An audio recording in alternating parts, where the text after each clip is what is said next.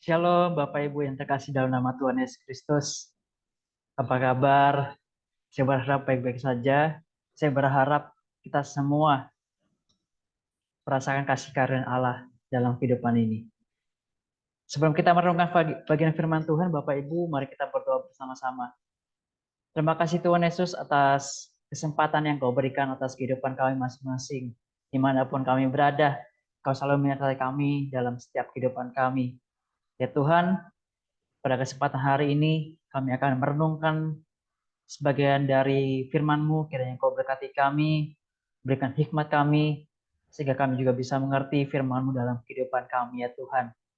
Inilah doa kami, hanya dalam nama Tuhan Yesus Kristus, haleluya, amin.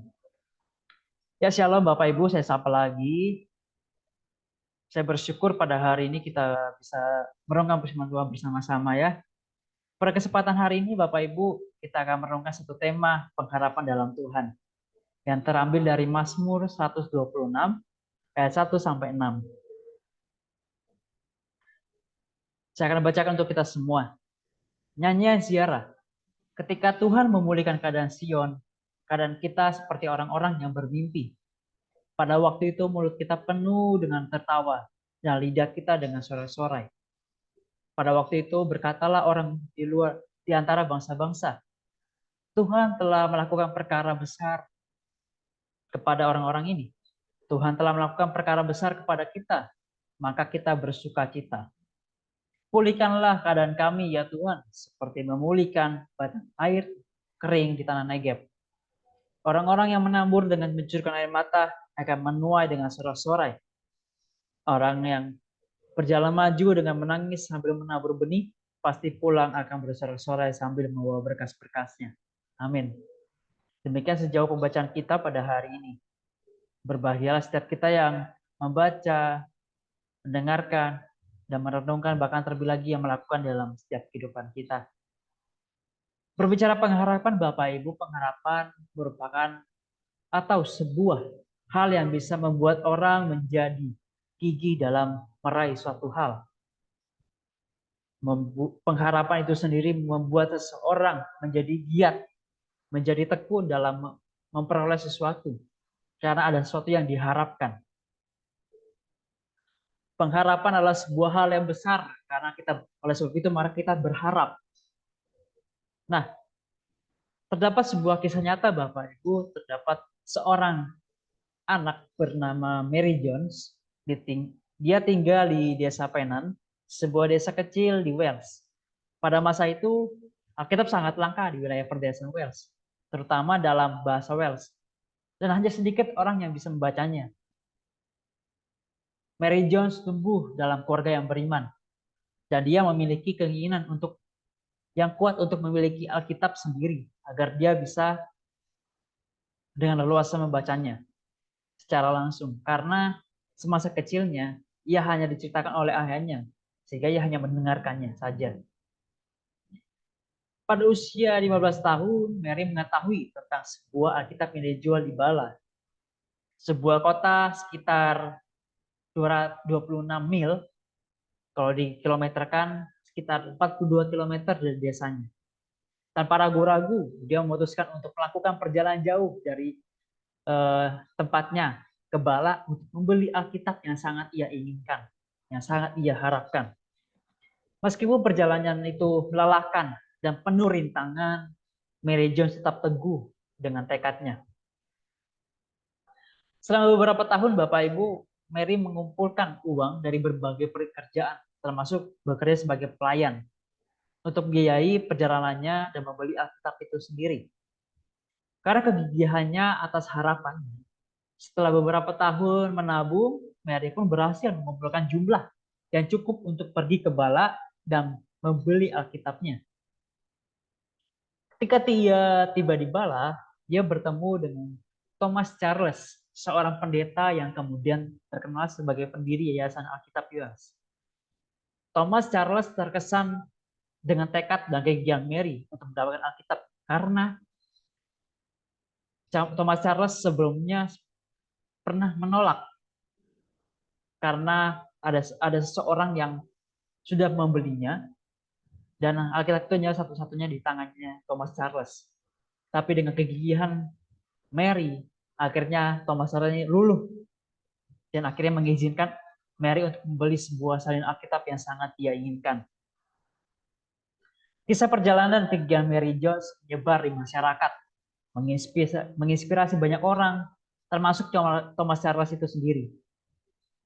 Dia menggerakkan hati Thomas Charles untuk memulai kampanye untuk menyediakan Alkitab yang terjangkau bagi penduduk Wales, terutama bagi anak-anak. Akibatnya, pada tahun 1804, Yayasan Alkitab Wales didirikan dengan tujuan menyediakan Alkitab dalam bahasa Wales dengan harga yang terjangkau bagi semua orang. Cerita ini menjadi suatu cikal bakal bertumbuhnya lembaga Alkitab di seluruh dunia, termasuk lembaga Alkitab Indonesia. Gambaran kisah Mary Jones yaitu tentang pengharapan yang ia memiliki kesamaan bagaimana dengan umat Tuhan dalam Mazmur ini. Kita bisa melihat hal ini, umat Tuhan memiliki pengharapan kepada Tuhan. Mazmur 126 ini adalah seruan umat Tuhan yang mengingat kembali belas kasihan Allah kepada umatnya di masa lalu, yaitu pada saat mereka ada di pembuangan. Dalam krisis seperti itu, umat Allah dapat mengambil semangat dari peristiwa belas kasihan di masa lalu dan berdoa agar belas kasihan itu semakin bertambah. Dalam kesusahan yang sering dialami bangsa Israel, Bapak Ibu, Mazmur ini bertujuan untuk menjaga pengharapan tetap hidup di dalam hati nurani umat Tuhan. Mazmur ini kalau kita melihat dibuka dengan sebuah cerita tentang umat Tuhan mengingat beberapa peristiwa di masa lalu ketika Allah memulihkan keadaan Sion. Kemurahan yang besar ini yang hampir tidak dapat mereka percayai. Bahkan mereka menganggap mereka seperti bermimpi, sehingga hal ini memenuhi umat dengan sukacita. Hal ini juga membuat bangsa-bangsa lain kagum akan kepedulian Allah kepada umatnya itu sendiri. Dan umat itu sendiri mengangkat seruan bangsa-bangsa lain. Tuhan telah melakukan perkara-perkara besar kepada kita. Begitulah perkataan mereka. Umat Tuhan sangat berharap kepada Tuhan memulihkan batang air yang kering di tanah Negeb. Kalau kita bisa melihat geografi tanah Negeb, Negeb adalah wilayah selatan Yehuda yang gersang. Kalau kita memikirkan akan hal ini, Bapak Ibu, maka pertanyaan adalah bagaimana bisa tanah Negeb itu mendapatkan air, sedangkan tanah itu kekeringan. Tanah Negeb adalah salah satu tempat yang paling kering di atas muka bumi ini. Bahkan probabilitas terjadinya hujan sangat kecil, kecuali memang ada mujizat Tuhan yang berkenan untuk menurunkan hujan. Secara praktis, menabur di daerah yang gersang berarti melakukan dengan prospek panen yang sangat kecil. Kita bisa membayangkan Bapak Ibu ya. Semua itu bergantung kepada Allah yang mengirimkan hujan, yang menurunkan hujan untuk memberi kehidupan. Gambaran-gambar tentang hujan di Negeb dan kehidupan petani yang menabur dan menuai menggambarkan apa yang telah Allah lakukan, sedang Allah lakukan dan akan Allah lakukan bagi umatnya. Walaupun begitu, ada suatu pengharapan dan keyakinan bahwa orang yang menabur dengan benih dan pergi dengan mencurahkan air mata akan bersorak-sorai, Bapak Ibu. Akan bersukacita, bahkan mendapatkan bagian dari jerih lelahnya karena pertolongan Allah. Dalam ayat 1 sampai 4, Bapak, ayat 1 dengan 4 adalah menjadi satu permohonan keyakinan yang teguh akan pengharapan kepada Tuhan yang disuruhkan berulang kali oleh umat Tuhan. Allah kita adalah Allah yang berpengharapan. Allah yang memberikan harapan kepada kita karena masa depan di tangannya. Allah dapat membangkitkan apa yang telah berlalu dan dapat memberikan pembaruan di dalam kehidupan kita sebagai umat yang setia. Selain itu, setiap pergumulan dapat menjadi waktu penaburan kita. Jika kita mengingat kembali kebaikan Allah di masa lalu, mengingat kembali kebaikan Allah yang telah menolong pergumulan kita, sehingga kita pada hari ini bisa melewati pergumulan kita yang sebelumnya. Permazmur berdolong untuk mengingat kebaikan Tuhan di masa lalu dan bersabar menantikan waktunya yang tepat. Mungkin hari-hari ini kita sedang dihadapkan pergumulan Bapak Ibu. Permasalahan yang baik dalam pekerjaan kita, rumah tangga kita, pertemanan kita, persahabatan kita, baik itu ataupun anak-anak kita. Mungkin situasi ini seperti tanah yang kering. Kita menjadi tawar hati, penuh kecemasan. Bahkan kita sudah merasa lelah dalam kehidupan ini. Kita yang tadinya semangat, sekarang menjadi sudah patah semangat. Tetapi Bapak Ibu, Saudara yang terkasih dalam nama Tuhan, kita perlu mengingat kembali kasih Allah yang telah menolong bangsa Israel dengan begitu luar biasa. Kita perlu memiliki keyakinan, iman bahwa Tuhan menolong setiap pergumulan kita. Kita perlu mengingat kembali, kita perlu adanya spion kanan dan kiri kita untuk melihat ke belakang sejenak apa yang telah diperbuat Tuhan dalam atas kehidupan kita. Kita bukanlah Superman, Bapak Ibu dan Saudara yang terkasih. Ada kalanya kita sudah lelah, ada kalanya kita sudah burn out dalam menjalani kehidupan ini. Bahkan kalau kita bisa melihat tokoh-tokoh Alkitab pun pernah mengalami kehidupan seperti ini. Saya ambil contoh, Elia pun pernah mengalami putus asa. Dia tidak mau maju, dia diam saja berbaring. Yang contoh kedua Ayub pun pernah mengalami momen krisis dalam kehidupannya, mengalami pergumulan berat dalam kehidupannya. Bagaimana anak istrinya sudah tiada, bahkan istrinya juga mencecam dia.